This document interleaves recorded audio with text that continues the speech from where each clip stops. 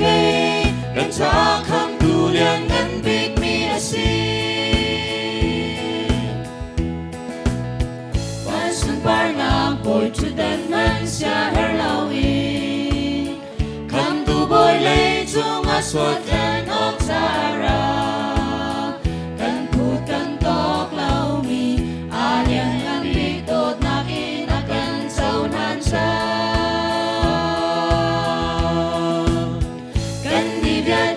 Kul rangin pan chao nao si Tôi đor in vô lấy nên nào su na kan lon cha Kan por kan khôn kia te Nun chim tu boy a si lấy chung mi bia te cha Vô lấy kan tu Van boy phân nhà Kan ni sina arong swak cha Sai na sain Kan ni kan tu su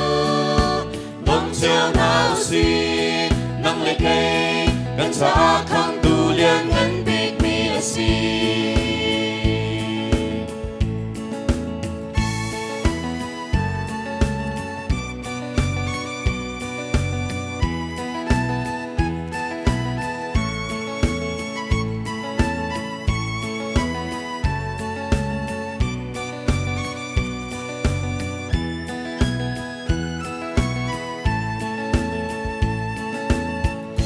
Sun par na boy tu den man sia her lau in Kham tu boy lei chung a suat den ok sara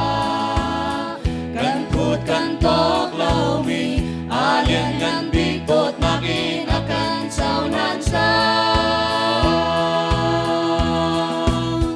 Kan ni bia te kul rang in pan chao nao si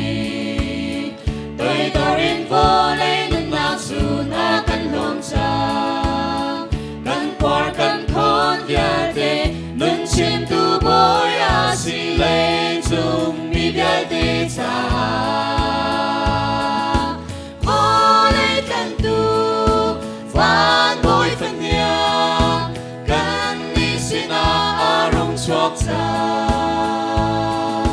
Sai na sain Kan ni kan tu chu Dong chiao nao si Nang le kay Kan sa kham tu lian Ngan big mi asi Vô lei kan tu Van boy phân nhà Kan ni sina arong swak cha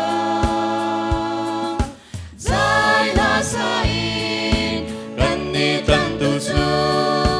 Dong chiao nao si Nang le kay Kan sa kham